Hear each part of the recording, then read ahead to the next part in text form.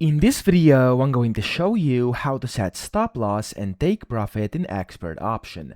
Now, the first thing you have to do here on your chart, up top, you want to click on whatever symbol or trading pair is listed. You want to click on that and you want to switch over to stocks. And then you want to just find a stock you actually want to set a stop loss and take profit for. So we're just going to go with Google over here, for example, and you want to press confirm. And it's going to switch this at the bottom here to where it's going to say place order. Okay.